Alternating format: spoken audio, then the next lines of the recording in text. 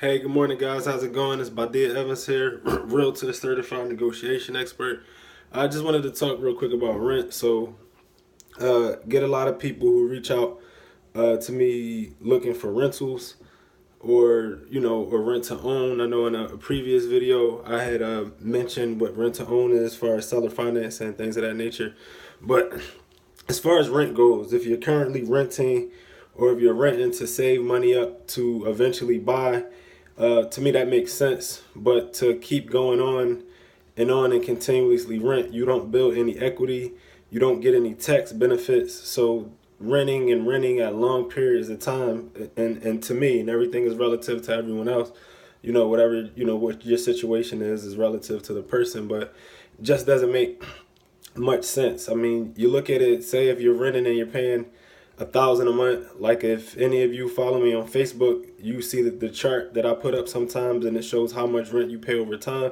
So you take a number like $1,000 and say that you're paying $1,000 in rent a month. So after 12 months, just 1 year, you paid $12,000. If you keep continuing for 2 years, you paid $24,000. 3 years, $36,000. 4 years, $48,000. And 5 years, $60,000, and so forth and so on, as long as you rent. With a $24,000 down payment, or even the $12,000 down payment, or 36 or 48 or 60 or whatever it is, the kind of house that you could probably afford for that down payment just would not make enough sense to rent. Also, people with children, if you're renting and you want to set up a legacy for your children, or for them to have some financial freedom, maybe not go through some of the things that you went through or generations previous to you went through, is you want to be able to pass them down a piece of property. Whatever property you have or you buy, maybe right now it may not even have the equity, but over time it builds equity. So if you're buying a house and you get a 30-year mortgage, year 5, depending on how you bought or what condition the house was in, you may not have a ton of equity. But year 10, year 12, year 15, depending on how that area goes, and in some areas maybe even sooner than that, because you have rapidly developing areas where you may be able to get property a little cheaper now, because the quality of the neighborhood may not be great, but it's like coming. And a lot of those places, depending upon what price you purchase at, equity builds pretty fast. So like I said, in the terms of someone that has children, you can pass that down to your children. You can't pass a rental down to your children if you've been renting a place for 10 years and you've paid $120,000 to stay there. You've just paid $120,000 to the landlord. It's nothing that you can get back from that.